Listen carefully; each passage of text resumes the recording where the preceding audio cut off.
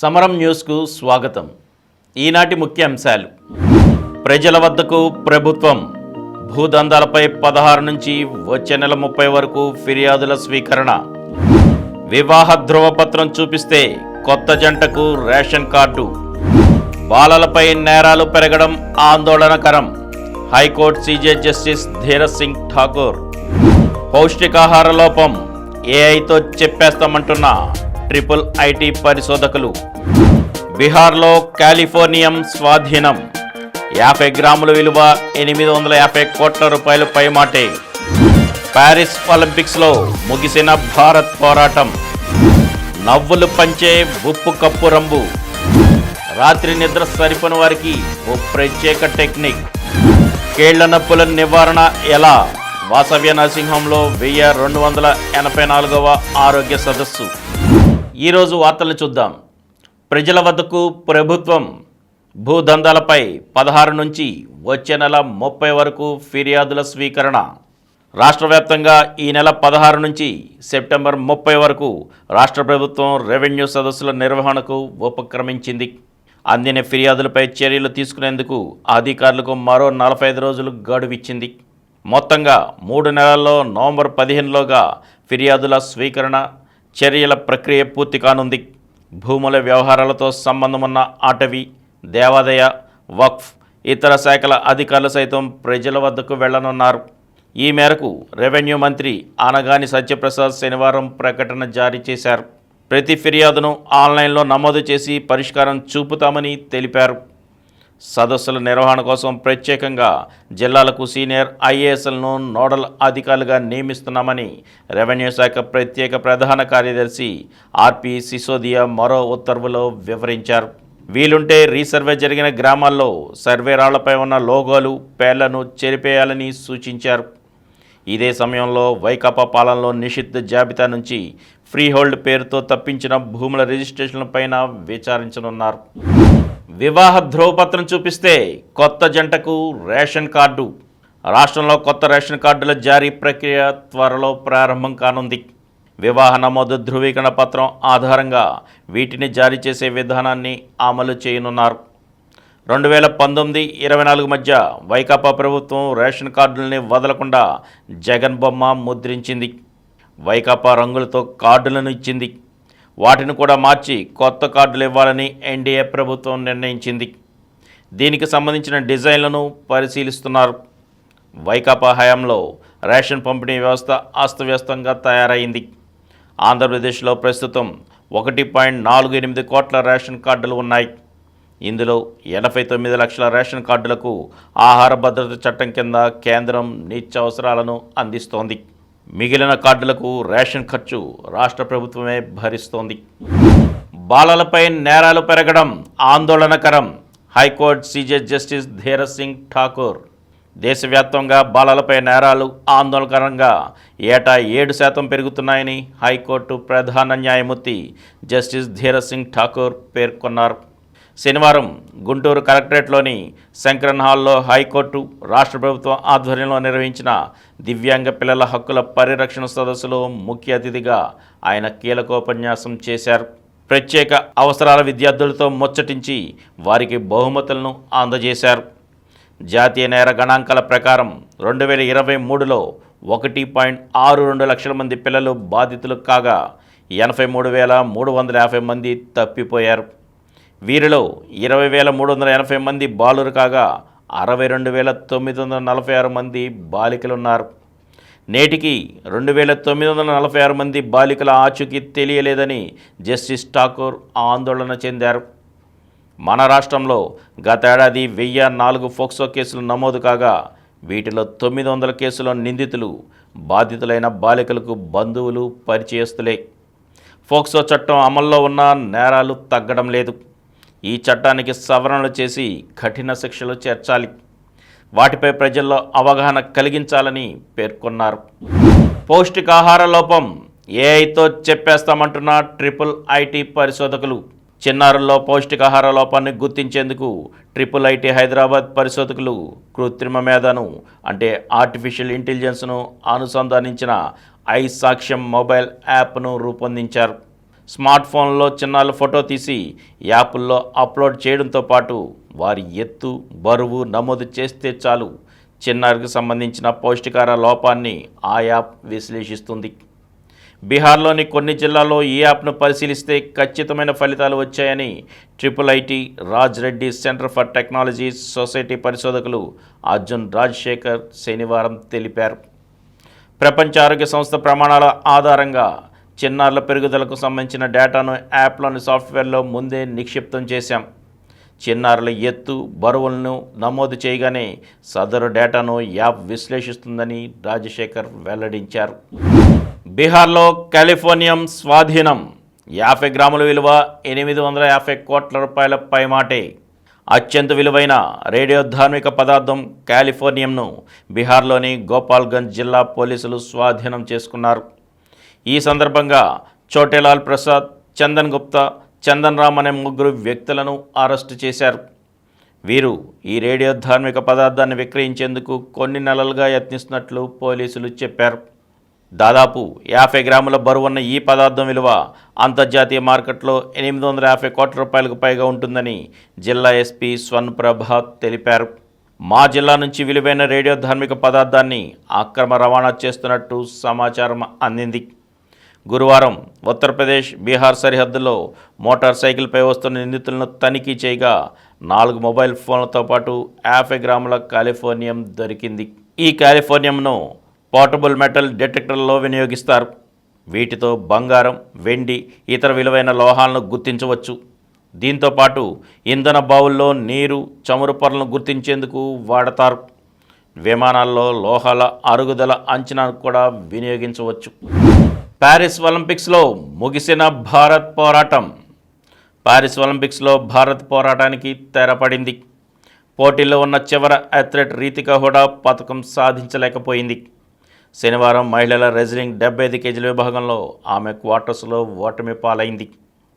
రీతికిపై గెలిచిన ప్రత్యర్థి ఫైనల్ చేరకపోవడంతో భారత అమ్మాయికి రెపిచేజ్ ద్వారా పథకం గెలిచే అవకాశం లేకపోయింది. దీంతో గత ఒలింపిక్స్ కంటే 1 తక్కువగా 6 పథకాలతోనే భారత్ పారిస్ క్రీడలను ముగించింది. పైగా ఈసారి స్వర్ణం కూడా లేదు. పారిస్ ఒలింపిక్స్లో భారత్కు వచ్చిన పథకాలు 6.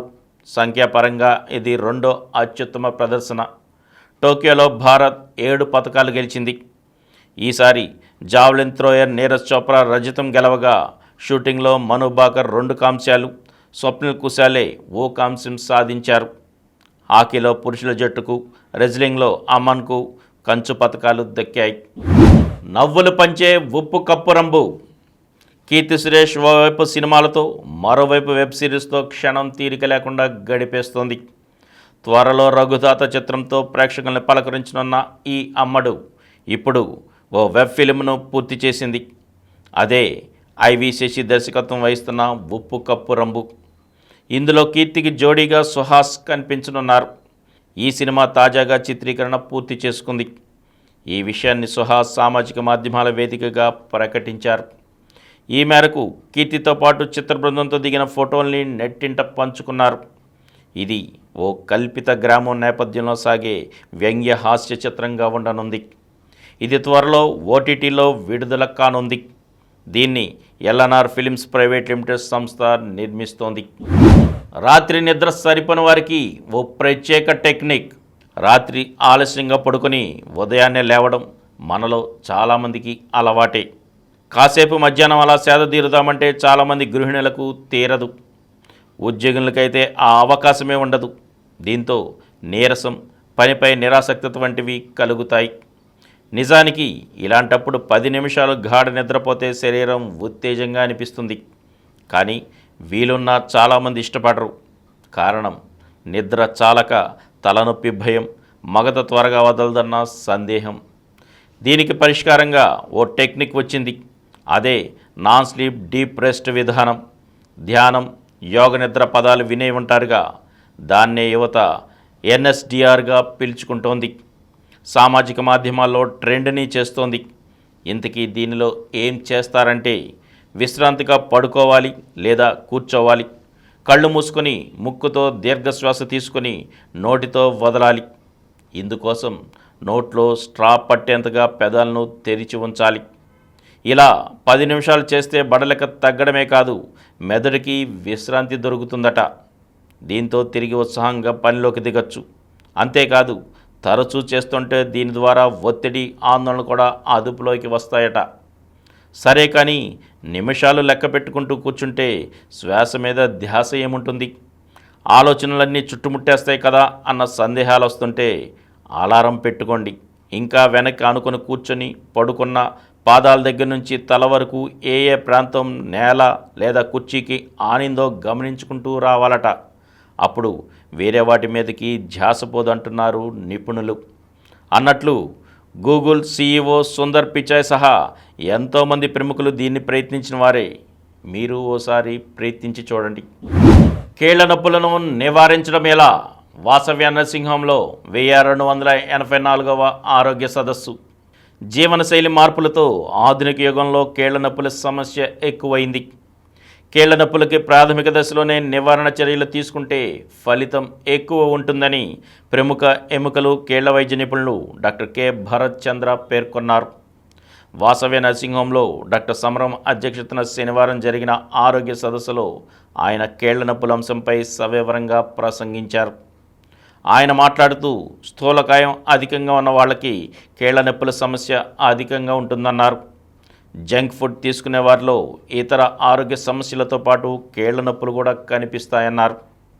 కీళ్ల నొప్పులు ఉన్నవాళ్ళు ఇండియన్ స్టైల్ టాయిలెట్స్ కాకుండా కమోడ్ వాడాలన్నారు. మేడమెట్లు ఎక్కడం కాకుండా లిఫ్ట్ వాడాలన్నారు. వీలైనంత వరకు కీళ్ల మీద ఒత్తిడి లేకుండా చూసుకోవాలన్నారు. 5 కేజీల బరువు తగ్గితే 25% కీళ్ల నొప్పుల సమస్య తొలగుతుందన్నారు. కీళ్ల నొప్పులు ఉన్నవాళ్ళు స్టాటిక్ సైకిల్ రోజు కొంతసేపు తొక్కడం లేదా స్విమ్మింగ్ చేయడం, యోగా చేయడం అవసరమన్నారు. కీళ్ల నొప్పులు మొదటి దశ, 2వ దశ, 3వ దశ, 4వ దశ అని 4 దశలుగా ఉంటాయని, సరైన రీతిలో వ్యాయామం చేస్తే కీళ్ల నొప్పుల్ని చాలా కాలం పాటు పెరగకుండా చేసుకోవచ్చన్నారు. కీళ్ల నొప్పులు ఉన్నవాళ్ళు పండ్లు ఎక్కువ తీసుకోవాలని, విటమిన్ డి, కాల్షియం కీళ్ల నొప్పుల నివారణకు తోడ్పడతాయని, మెంతులు రాత్రిపూట నానబెట్టి ఆ నీళ్లు ఉదయం పూట తాగితే మొదటి దశలో ఉన్న వాళ్ళకి కీళ్ల నొప్పుల బాధ నుంచి చాలా వరకు ఉపశాంతి చేకూరుతుందన్నారు. కీళ్ల నొప్పులు బట్టి రకరకాల చికిత్సా పద్ధతులు ఉన్నాయన్నారు. ఆధునిక యుగంలో కీళ్ల మార్పిడి విషయంలో రోబోటిక్ సర్జరీ వచ్చిందని, దీనివల్ల కూడా ఫలితాలు చక్కగా ఉంటున్నాయని అన్నారు. కీళ్ల నొప్పుల ఆపరేషన్ చేయించుకున్నప్పుడు సాయంత్రానికే లేచి నడవచ్చని, పూర్వంలాగా వారాల తరబడి బెడ్ మీదే ఉండిపోనవసరం లేదని అన్నారు. ఆయన తన ప్రసంగంలో కీళ్ల నొప్పులకు సంబంధించిన అనేక నివారణ చర్యలు, చికిత్సా పద్ధతులు తెలియజేశారు. డాక్టర్ మారు వందన సమర్పణ చేశారు. ఇప్పుడు కొన్ని సంక్షిప్త వార్తలను చూద్దాం. త్వరలో సైబర్ సమన్వయ బృందం. జిల్లాల్లో సైబర్ స్టేషన్ల అవసరం ఉంది. సైబర్ సోల్జర్ యాప్ ఆవిష్కరణ కార్యక్రమంలో హోంమంత్రి అనిత. ఆంధ్రప్రదేశ్లో 85 కిలోమీటర్లు, తెలంగాణలో 19 కిలోమీటర్ల రైల్వే ట్రాక్ నిర్మాణం. అసన్సోల్ వరంగల్ కారిడార్లో భాగంగా మల్కన్గిరి పాండురంగాపురం రైల్వే మార్గం. రైల్వే మంత్రి అశ్విని వైష్ణవ్ స్పష్టీకరణ. రాజధానిలో ప్రపంచ బ్యాంక్ బృందం పర్యటన. నిలిచిపోయిన నిర్మాణాలను పరిశీలించిన సభ్యులు. ఈ పంటలో నమోదైతే ఉచిత పంటల బీమా.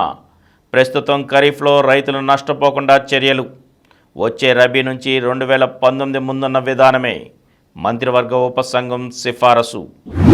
గాజాలో ఆగని మరణ మృదంగం. పాఠశాలపై ఇజ్రాయెల్ వైమానిక దాడి.